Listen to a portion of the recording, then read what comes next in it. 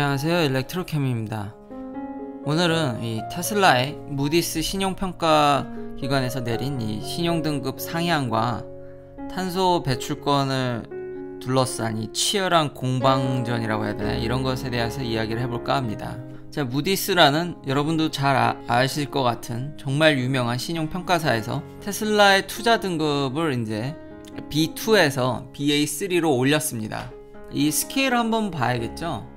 무디스 홈페이지에 이 PDF 파일로 자기네들의 스케일에 대한 자세한 설명과 그에 따른 이제 전망, 그러니까 이런 인베스먼트 스케일뿐만 아니라 향후 어떻게 또 변할 건지에 대한 예측, 이런 것들도 같이 다 이제 되어 있습니다.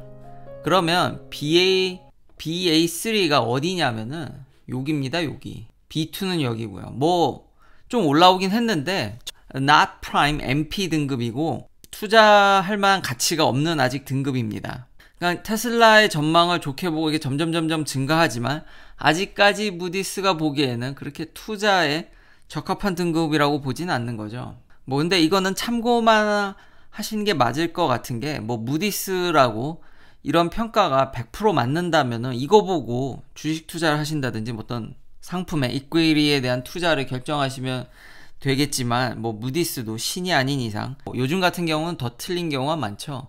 제가 이런 평가 보고서를 볼 때마다 느끼는 게, 옛날에는 이런 스트럭처 모델들이 잘 맞았던 것 같긴 한데, 너무 뭐랄까 그런 장부를 통한, 그러니까 기술적 접근을 하는 제 입장에서는 이게 딱히 지난 캐시우드의 그런 3,000불 주식, 테슬라 주식 3,000불 간다는 평도, 뭐 물론 저는 굉장히 테슬라의 미래를 긍정적으로 보니까 그때도 얘기했지만 결과는 거의 동조하지만 이 뽑아내는 과정들이 영 그렇게 신뢰가 가진 않습니다.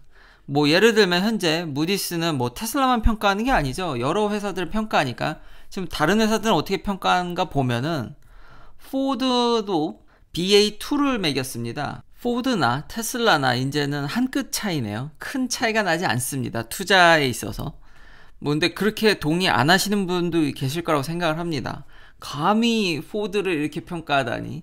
뭐 그럴 수도 있고요. 제일 대표적으로 시가총액 1위에 빛나는 애플은 AA1입니다. AA1입니다. 아우, 굉장히 강력하네요. 뭐 프라임 등급이네요. 애플은 시장 장악력이나 기술적인 면이나 뭐 파이낸셜적인 측면이나 정말 대단한 것 같습니다. 높은 등급을 받았고요. 현대기아차는 BAA1입니다. 뭐 그렇게 나쁘진 않네요. 그리고 전망도 네거티브에서 스테이블하게 바꿨습니다. 근데 이 한국 기업들을 얘기하니까 작년 한 이맘때쯤, 작년 3월쯤에 무디스가 대대적으로 한국 기업에 대한 이 전망치들을 다 하향 조정한 적이 있습니다. 그렇지만 우리는 결과가 다 어땠는지 잘 알죠. 뭐 예를 들면 LG화학 같은 경우도 예를 들 수 있을 것 같습니다. 아무리 역사 전통을 자랑하고 긴 그런 트랙 레코드 뭐 이런 것들을 자랑하는 무디스나 S&P지만 참고만 하시는 게 좋을 것 같고요. 특히나 뭐 최근까지는 아니고 몇 년 전에, 예를 들면 이 파이낸셜 크라이시스, 모기지, 서프라임 모기지 사태 때 이 무디스가 잘못된 영향력을 행사해서 소송을 당해서 벌금도 많이 물고 그 소송에서 이제 합의를 한 경력도 있고요. 이것뿐만 아니라 이것도 어쨌든 회사기 때문에 본인들의 그런 인터레스트, 이익 관계, 그런 것들도 작용하는 것으로 보입니다. 그리고 이건 미래에 대한 예측이기 때문에 그냥 참고만 하실 뿐 절대적으로 맞진 않는다라는 점. 여튼 테슬라는 정리하면 계속해서 이 등급이 올라가고 있다라는 것과, 뭐 차를 잘 파니까요. 그러면 차를 얼마 잘 파는지 이제 예측치를 이렇게 보면 대략 이번 분기에 한 17만 대를 팔 것으로 예상이 됩니다. 미국에서 한 6만 4천 대, 한 유럽에서 한 3만 대, 중국도 정말 이제 미국 못지않은 강력한 이제 판매량을 자랑하는 것으로 보여지고요. 그런 예측입니다. 이 예측치는 RBC 캐피털 마켓의 애널리스트 조셉 스팍이 하셨는데요. 이 예측치로만 놓고 이제 분석을 해보면 year over year로는 92%나 상승한 거고 quarter over quarter로는 6%만 다운된 겁니다. 대단한 겁니다. 당연히 전년도 대비 이거 어마어마하게 상승한 거고, 지난 쿼터 대비 6%밖에 고반 감소했다라는 거는 첫 번째 분기의 성적이 제일 안 좋습니다. 이건 테슬라뿐만 아니라 다른 자동차 회사들도 비슷한 그런 행태를 보이기 때문에, 근데 6%밖에 이렇게 줄지 않았다라는 것은 향후 이제 75만 대, 80만 대를 무난히 달성할 것으로 보이고요. 그러니까 잘하면 진짜 일론 머스크 말대로 100만 대도 노려볼 수 있는 수치입니다. 그럼 이 RBC 캐피탈이 잘 맞추기로 유명하냐? 그건 아니지만, 여기 보면은 이걸 어떻게 산출했는지에 대해 보면 Regional Report Data를 썼다고 합니다.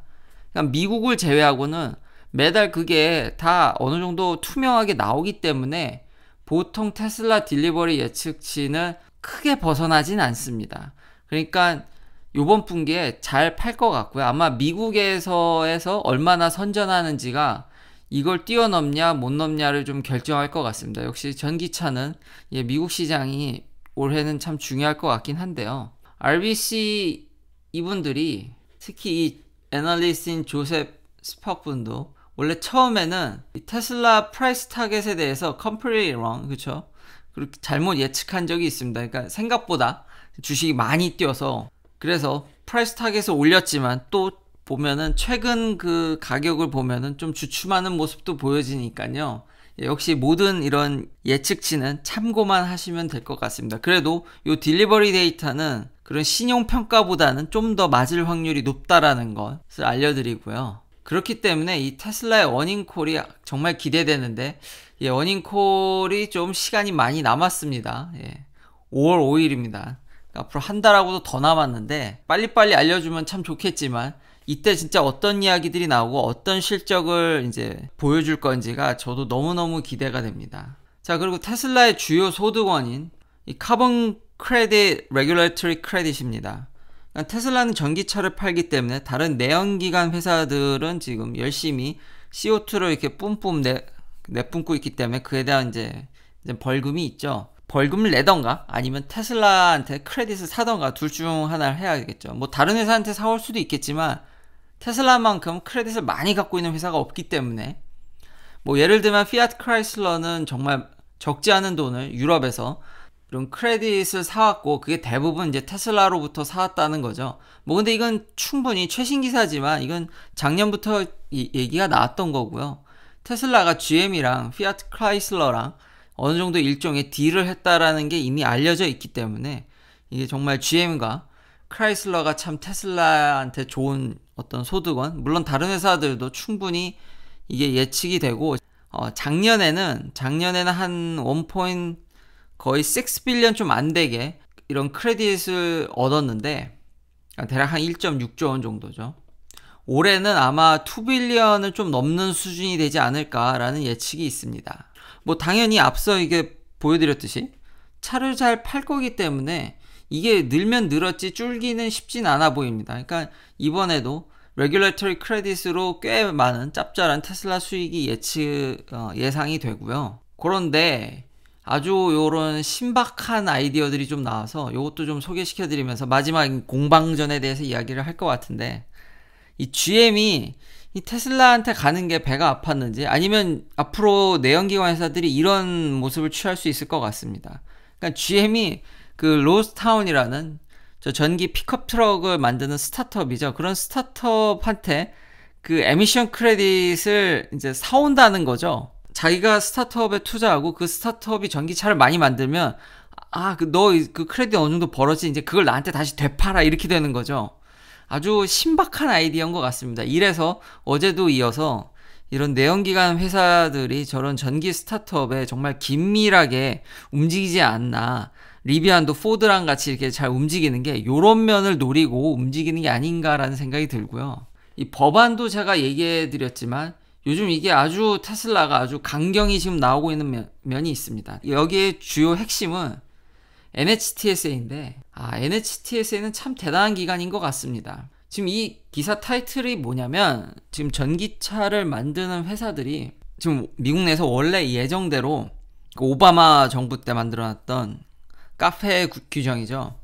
그러니까 연비를 올리지 못하면, 그리고 이제 그렇게 CO2를 계속 많이 배출하면 그거에 대한 벌금이 미국도 있습니다. 그거에 대한 페널티를 지금 원래대로라면 지금 자동차 회사들이 세게 맞아야 되는데 요게 좀 완화됐거든요.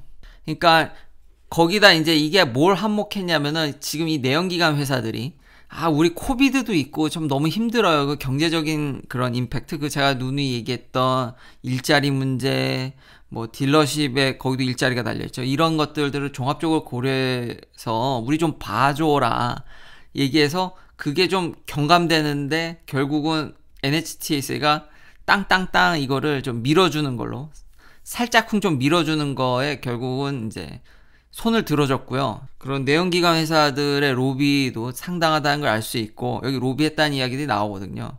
그리고 좀 마음에 안 드는 건 한편으로는 그렇게 전기차로 전환한다고 그렇게 얘기를 하고 열심히 홍보는 그렇게 해놓고선 또 한편으로는 이렇게 정부한테 열심히 로비해서 이 지금 페널티를 낮추려고 5만 가지 노력을 했다라는 게 여기서도 드러나죠.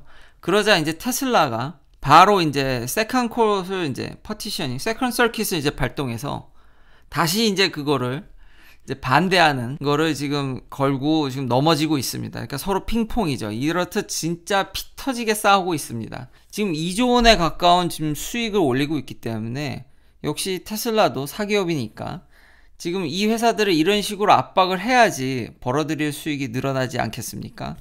그래서 지금 요 세컨 서킷이 어떻게 작용하느냐가 관건일 것 같습니다. 이게 이제 작동을 하면 테슬라의 수익은 확 늘겠지만 근데 전에도 이야기했듯이 이게 좀 복잡한 문제고 일자리 문제라든지 여러 다방면으로 현 정부도 무슨 그린웨이를 외치지만 참 쉬워 보이지 않습니다. 그리고 이렇기 때문에 제가 별로 내연기관들을 좋아하지 않습니다. 이게 하는 행동이 지금은 앞과 뒤가 다르기 때문입니다. 긴 영상 시청해주셔서 감사합니다. 내일도 테슬라 관련 이야기들로 찾아뵙겠습니다.